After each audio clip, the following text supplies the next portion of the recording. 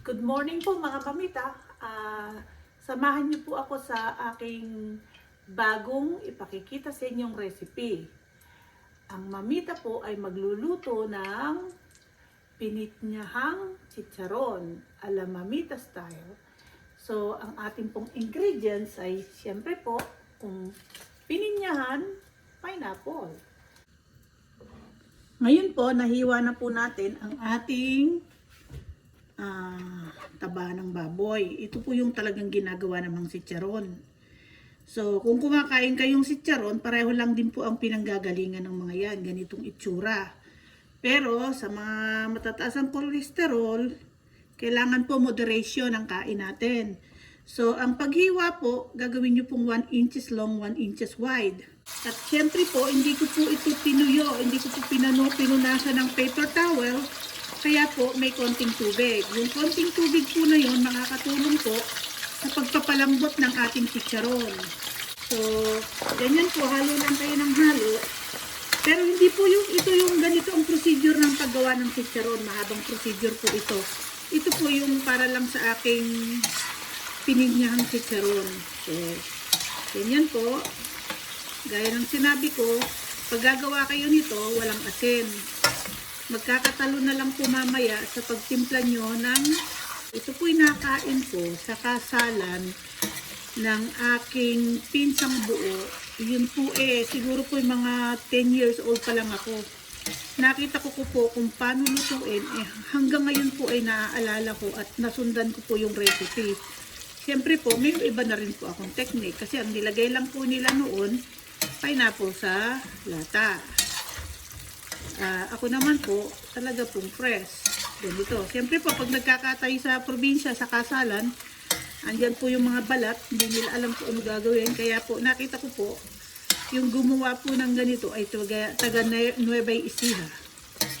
Dumayo po silang kusinera na hinire po ng tita ko para po sa kasalang malaki ng aking pinsang buo. Heat is low dahil hindi nyo po kailangan mabilisin ang pagpapalutong.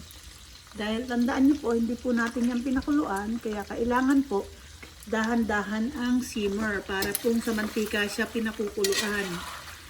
Ito po yung ginagawa natin para sa ating pininyahang chicharon. Ngayon po, ang masasabi ko lang, ito pong pagkain na to, hindi ko po nire-recommenda sa mga matataas na ang kolesterol at saka yung mga retired people. Kung ayaw nyo pong maagang lumiwanag ang inyong tahanan at maging maluwag, huwag po kayong kumain nito. Di po ba? Pag may namatay, maliwanag dahil maraming ilaw. Pag nabawasan ng tao sa bahay, lumuluwag. Kaya kung gusto po nyo manatiling masikip at madalim ang tahanan, huwag po kayong kakain nito. Pinakikita ko lamang po doon sa mga kabataan kung paano lutuin. Ngayon po, ipakikita ko po sa inyo ang sikreto ni Mamita sa ating gagawing palitaw ala Mamita. Kasi po, lahat tayo marunong magpalitaw. Pero may kanya-kanya po tayong paraan. Ngayon po, makikita nyo na po kung bakit iba ang aking palitaw at kahit na ilang araw malambot pa rin. So, dahil po may kaibigan ako na matalik na si Evelyn at saka po si Rowena, ay bibigyan ko po sila ng niluto ko mamaya. Ngayon po, itong niyog, tatandaan nyo po, palagi nyo po siyang huhugasan pagkatapos nyong biyakin. Para po, yung mga buhok-buhok nito, hindi po sasama sa inyong magagadgad. Kaya po, dapat hugasan talaga. Ayan po. Ito po, mukha pong jackpot tayo kasi amoy pa lang po. Maaamoy mo po kung sira ang niyog o hindi. So, maganda po, jackpot. So, ngayon po, huhugasan natin siya. Para yung mga buhok at saka mga natatanggal dito sa bao, hindi po mahuhulog dun sa kinakayod natin. Hugasan nyo po ng malamig na tubig. At gaya po ng sinabi ko, ang kudkuran po ng niyog, maaring meron sa inyo na hindi nakakaalam, pwede nyo po itong orderin sa Amazon dahil doon ko po in-order. Pero galing po siya ng Malaysia. Pero maganda po, stainless steel at napakadali pong magkutkot. Ngayon po, pakikita ko sa inyo, ito pong pangkayod na to, ang ginagawa ko po muna, nakatanggal siya sa gilid para po hindi po agad yung nasa gitna ang kukuhanin natin. At ang ginamit ko pong pinggan ay itong malapad para po makita ninyo. Napakadali po nitong gamitin. Ito po ay lifesaver. Tapos, hindi na po imposible ang niyog. Kahit saan naman po pwede kayong bumili. Ganito po, oh. Ang ganda po nito. So, ang ginagawa ko po, ginigiliran ko siya. Ayan, para po even. Ito po ay masarap kaysa po yung frozen. Kasi po, napansin ko po yung binibiling frozen, sa totoo lang, mukha pong may daya. Para pong kinuhanan na ng coconut milk kasi wala pong lasa. At saka iba po yung kinayod kaysa sa nabibili. Matabang po siya. Hindi po kamukha nito na pag kinayod nyo sa dito, talagang pong malalasahan nyo ang kapreskuhan. Gaya ng sinabi ko, siguro po, hindi po ako 100% na yung mga coconut na nabibili nating frozen, maaari po iyon, pinigaan na ng gata. So ito po, hindi ko na po masyadong kakayurin dahil konti lang naman po ang kailangan ko. Yan. So ganyan po, yan na po ang ating ginadgad na coconut. Voila! So ngayon po, sa paglilinis nito, patuluan nyo lang po siya ng mainit na tubig. At huwag nyo pong sasabunin. Kasi po, yung coconut oil, nakaka-protect po dito sa ating stainless steel. Kuminsan nga po, hindi ko na ito hinuhugasan. Pinupunasan ko na lang mabuti para matanggal yung niyog at nang hindi dito mapanis. Ganyan po ang itsura niya. Doon po sa countertop ninyo, kung meron po kayong dishwasher, medyo buksan nyo po ng konti at doon nyo po ilagay. Ako po naman, meron din po akong maliit na ginawa kong island na pine wood. Minsan po dyan po nilalagay. Kaso, kung mo po gusto ko ipakita sa inyo, dito na lang din po lahat ko ginawa. Ito na po ang itsura ng ating chicharon. Tingnan nyo po at bumubula-bula na din po yan. May bubbles. Dahil po, dahan-dahan ang ating pagluto. Pinamimigay ko po ito sa mga kaibigan ko na mga bata pa po na gustong kumain ito. Lalo na po yung dalawa kong kaibigan na taga Cebu. Ito po ang gusto nila. Yan po ang mga paborito nila dahil ang tawag po nila dito ay humba. Sa amin po, pininyahan. Kasi kung minsan-minsan lang naman pong kinakain, okay lang din yan. So ako po, talagang aaminin ko sa inyo, makakain lang ako ng 1 o 2 piraso dito, okay na po ako. Kasi takot po akong lumiwanag yung aming bahay. At saka hindi naman po kami ganong kasikipan, kaya dapat po walang mabawas. Joke, joke! So ngayon po, pakikita ko sa inyo kung bakit po kakaibang aking palitaw. Sa isang bag po ng glutinous rice, maghahalo po tayo ng 2 tasang gata. O hindi ko na po nagpiga ng niyog. Hindi na po ako gumawa ng fresh gata. Gagamitin ko na lang po ay 1 lata. Ito pong ginagamit ko ay coconut cream made in Thailand. So, isa po nito at saka babanlawan nyo po ng konting malamig na tubig. Tamang-tama na po dito sa ating 1 bag na glutinous rice. Kailangan po natin palang isalin dahil ito masyadong mababaw. Hindi po natin mahahalong mabuti. So ngayon po, ito pong niyog, inalog kong mabuti at pinunasan ko to. So ganyan po, 1 cream coconut na gata, saka po konting malamig na tubig. Tamang-tama na po yan. Tapos, hugasan nyo lang po. Hindi naman po ganyan po. Lagi nyo pong tatandaan. Ano man pong dessert, lalagyan nyo ng a pinch of salt para po lumutang ang kanyang lasa. Ating brown sugar, lalagyan ko rin ng pinch of salt. Ang aking pong palitaw, ang ginagamit ko most of the time is brown sugar. Pero kung minsan po, yung iba nakasanayan na puting sugar, kaya ko lang po ginagamit. So ito po, atin pong konti lang pong salt, napadami pa nga po yung aking kinuha. Yan po, makikita nyo po, palitaw mix ay maganda.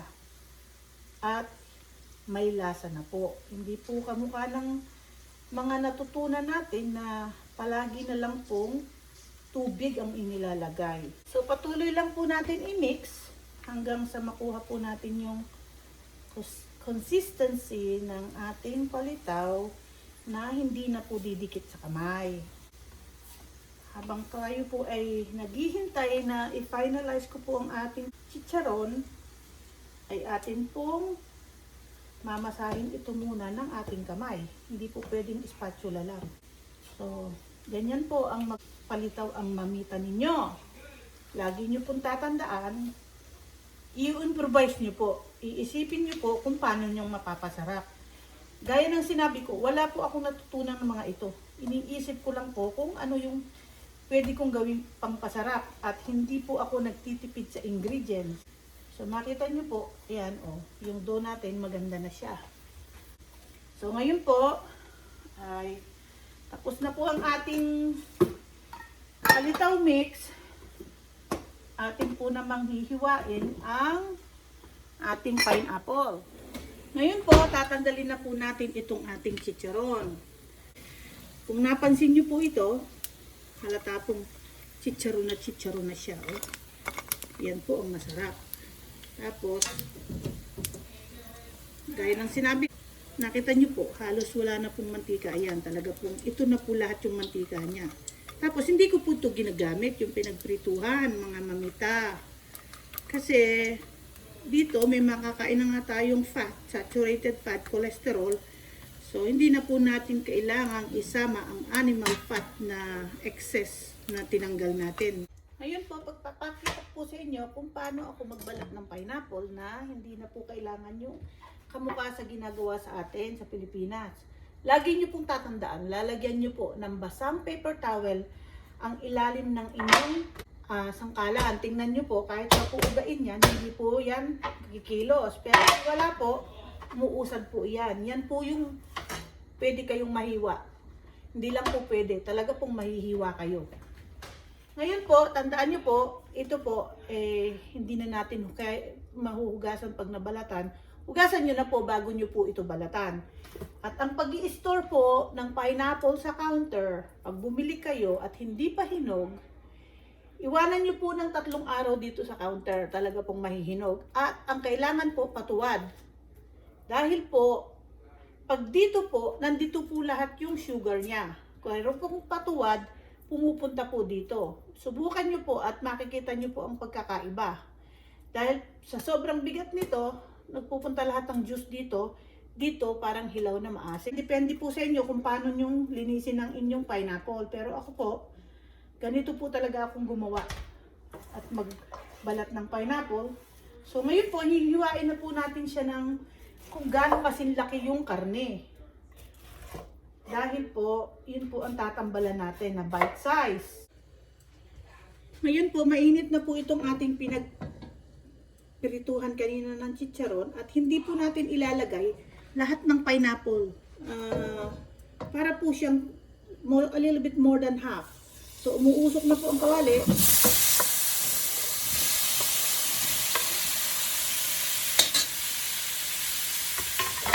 At ito po ay nahulog atin pong babaluan.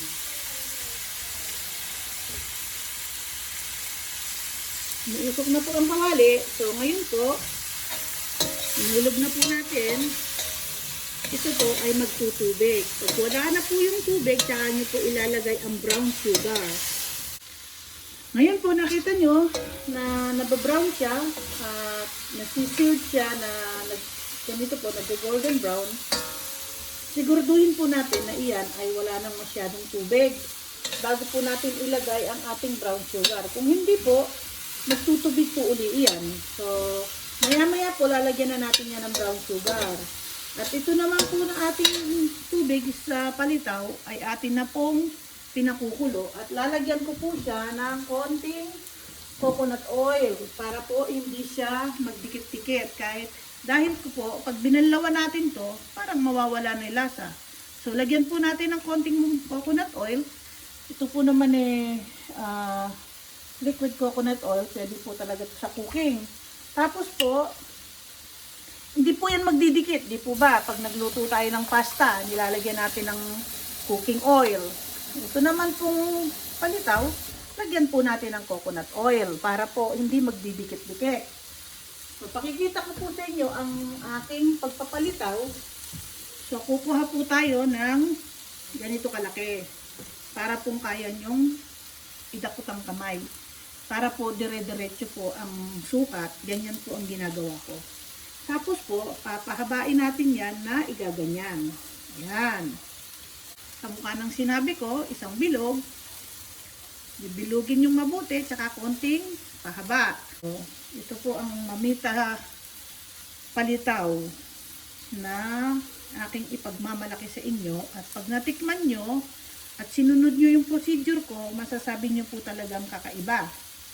Dahil gaya ng sinabi ko, kung magluluto tayo, palagi po nating iisipin, kakainin natin. Hindi po dapat tipirin sa ingredients at yung pong pakakainin natin ay masasarapan.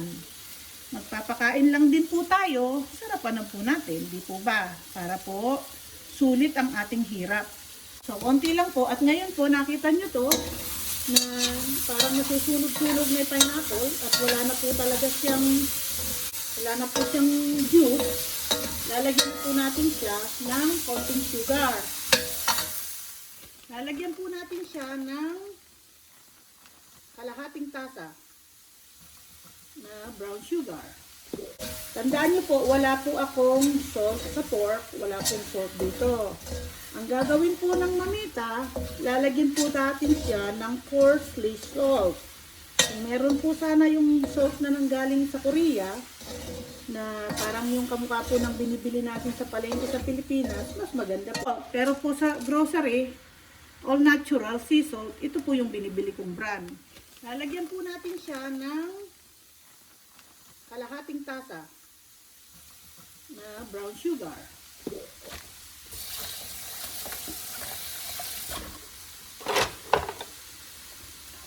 So, i-mix-mix lang po natin yan. At yan po ay magiging tubig. At i-mix po natin mamaya yan sa ating chicharon. Tandaan nyo po, wala po akong salt sa pork, wala pong salt dito. Ang gagawin po ng mamita, lalagyan po natin siya ng coarsely salt. Kung meron po sana yung salt na nanggaling sa Korea, na parang yung kamukha po ng binibili natin sa palengke sa Pilipinas, mas maganda po kasi po. So, iuhulog na po natin ang ating chicharon. Yan po. Ganyan po yan. Sarap po yan. Promise po sa inyo. Ganyan po. Hindi na po kailangan ng maraming masyadong asukal dahil po ngayon, kung po meron po ako na konting maple syrup, nalagyan ko po siya ng konti. Yung mga anak ko po kahit po nung maliit pa, hindi po sila nasanay sa Jemima. Ganyan po, dahil po sa kung walang tubig na at tuyo na po, lagyan po natin ng konting maple syrup para po magkaroon ng konting juice. Ngayon po, lalagyan po natin ito. Di po ba kumakain tayo ng mga sea salt caramel?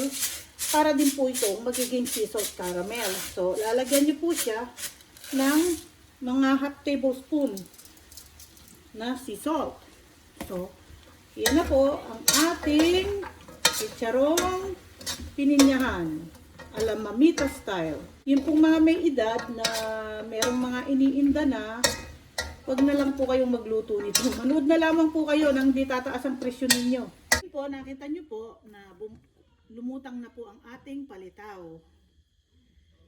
Ididiretso na po natin ito sa niyog. Ganyan. Para hindi na po tayo gumamit-gamit pa ng maraming pinggan na pagsasalin-salinin.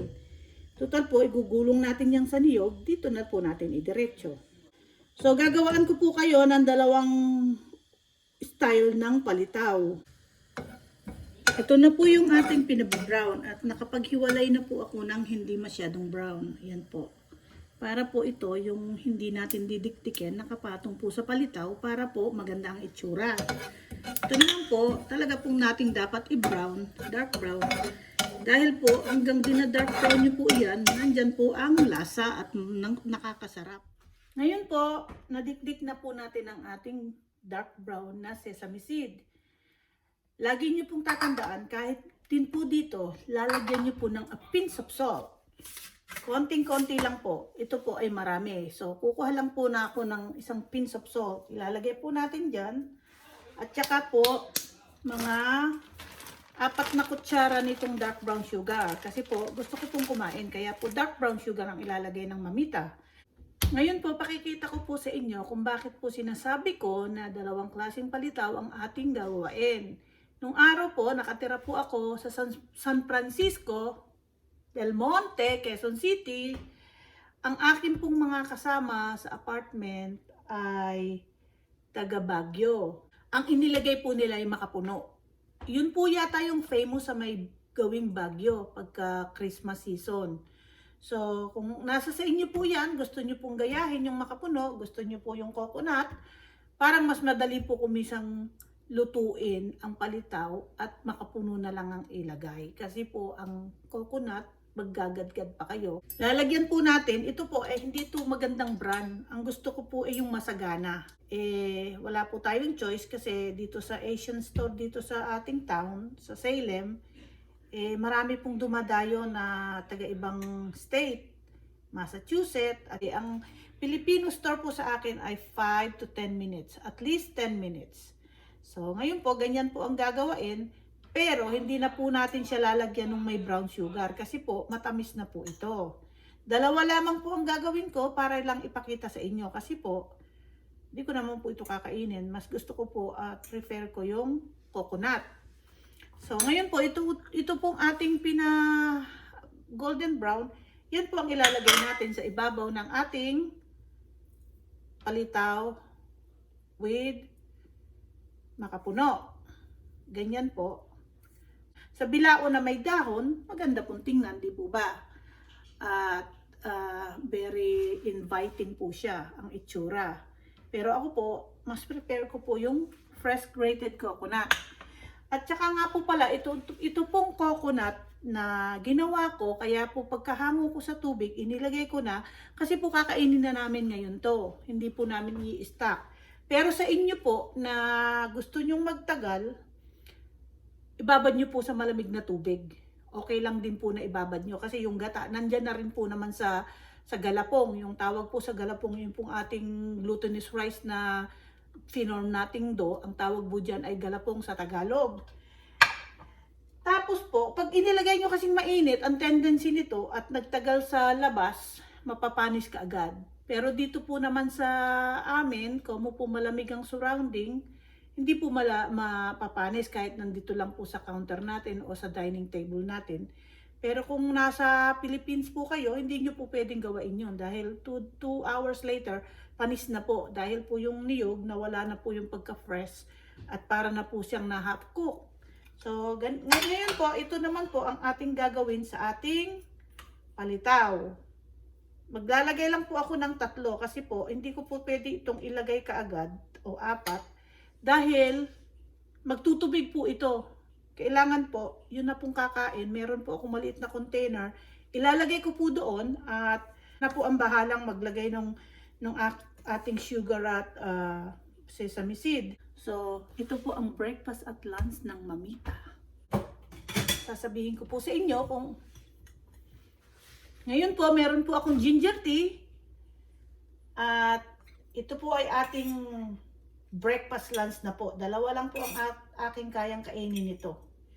So, nalagyan ko na po ito ng sugar at ang akin pong husband kumakain yan. Kaya po yung nilagyan kong sugar, kanya na po yun. Hindi po yun mapupunta sa mga kaibigan ko. At lalagyan po natin ito.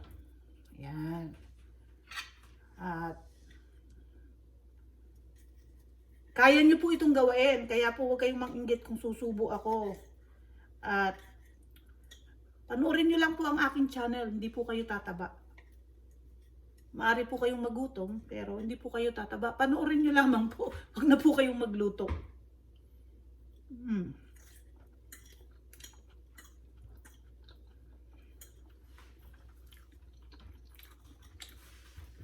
Ibang-iba po ang lasa ng freshly grated coconut kaysa sa frozen. At saka, alam nyo po na malinis dahil yung coconut, hindi nyo po basta kinukudkod at kayo ang gumawa. Hindi po kamukha nung binili nating mga frozen, di po natin alam kung paano po nila yung pinroses. At saka kung galing po yun sa Pilipinas, matagal na rin po iyon. So, ang sarap-sarap po mga mamita. Subukan nyo po ang aking recipe. Tandaan nyo po, sa isang bag ng glutinous rice, isang coconut milk. Umpisahan nyo po muna sa isang coconut milk. Huwag nyo po munang lalagyan ng tubig kasi po, baka mamaya maparami tubig nyo, mas mainam po magdadagdag na lang kayo. So, tapos po, lagyan nyo po ng konting salt, pinch of salt, bago nyo po haluin sa gata. Tapos nakita nyo po ang ating pong ginamit, dark brown sugar at saka yung pong dark brown sesame seed, yun po ang hihalo natin at magbukod po kayo ng ganitong klaseng sesame na kulay para po may konting kulay diyan at nakakainganyo pong kainin. Hanggang dito na lamang po mga mamita. Thank you for watching at ang aking pong mga subscriber na walang sawang panunood sa aking channel, marami pong salamat. At ang aking pong mga viewers, mas marami po ang hindi nag-subscribe. Kung pwede lang po pakiusap, pakisubscribe nyo po at saka huwag nyo pong kakalimutan na i-like ang aking mga video at i-ring nyo po ang notification bell. Tsaka po dito sa aking video na to, doon ko po isisingit kung paano ko pong ginawa ang aking Max Chicken a la Mamita style. So hanggang dito na lang po. Salamat po ng marami sa walang sawa niyong pagsuporta. Lagi niyo pong tatandaan, God is good all the time, no matter what, anuman po ang ating pinagdadaanan, tanging Panginoon lamang ang nakakaalam at nakakakita sa ating puso. Kaya po, lagi niyo po yung iisipin na mahal po tayo ng Panginoon. Kahit na ano pa po tayong klaseng tao, kahit ano po ang ating mga ginawa, siya lamang po ang pwedeng magtuwid, siya lang din po ang pwedeng magpatawad. At siya din po ang nakakakita sa ating puso. God bless you. Thank you all. Goodbye. See you next video. I love you. Pasisilip ko lamang po ang Mamitas dinner dahil kanina ang ginawa ko po ay chicharon, pininyahang chicharon ala Mamita at meron pong naligaw akong kaibigan. Pipick up lang ng dinuguan, nakikain na. At yan po ay mahilig sa pagkain ganito at ito po ay akin. Kaibigan ko na po ito ng 19 years. Swerte ako ngayon na free dinner. If you like this video, click like and subscribe. Yan po, ito po ay burong hipon. Ako po gumawa, hindi ko na po pinakita kung paano lutuin dahil hindi naman po lahat kumakain ng buro. Mga Tagalog lang po at Kapampangan. Ito naman pong Bisaya, ang kinakain niya ay gayok, ginamos. Pero meron din po siya. Kanya-kanya pong pinggan kami dahil pandemic at siya lang po ang nakapasok sa bahay ko for many months. Ala po kasi ang anak kong babae, kaya po pwede. Mas masarap magkamay. Diba? Kamot lagi. Tandaan nyo po, hindi po masyadong brown ang gravy ng Max Chicken. Ayan po. Ito po'y masarap kasi may flavor. Kung baga po, yung 7 spice nilang ginagawa, hindi ako gumamit ng powder na 7 spice, kundi kinuha ko po talaga sa yung totoong spices. Ayan po. Nakita nyo po yan. Harina lang po. Tandaan nyo po, yung pong pinagpakuluan nyo ng manok na may star anise, may luya, may bawang, may konting asukal, may asin, may pamintang buo. May lasa na po yun. Kaya hindi nyo na po kailangan na gumamit ng McCormick na brown gravy or anuman pong gravy yung kailangan ninyo. Maghahalabos lang po kayo ng konting harina. Yan lang po yung masarap na, yan po sa Pilipinas, isinasabaw po ang gravy sa kanin, di po ba? So ngayon po, ang atin pong broccoli ay atin na pong iuhulog. Ito po nahugasan ko na sa tubig ng 2 beses at nalagyan ko na po ng spray na matanggal lahat ng chemicals dyan. Pero ito po ay organic.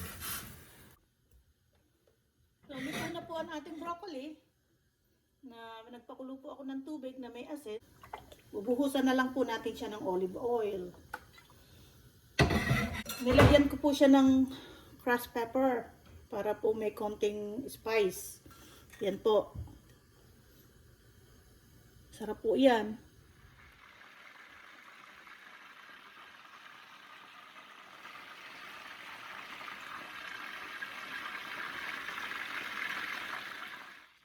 So, nabaligtad na po natin. So, siyempre po, hindi naman po masyadong perfecto yung balat. Pero, ang pinagtatalunan po dyan ay yung lasa. Dahil po, kagaya ng sinabi ko, 3 star anise, mga ganito kalaking luya, nabibiyakin ninyo, tsaka nyo pupukpukin. Tapos po, medyo isang buong bawang, hihiwain nyo lang sa gitna. 1 tablespoon na peppercorn, at tsaka po salt. Tapos, lagyan nyo po ng 1 tablespoon na dark brown sugar. So, pagsama-samahin nyo po yun sa kasirola, pag kumukulo na po, ihulog nyo po yung inyong manok.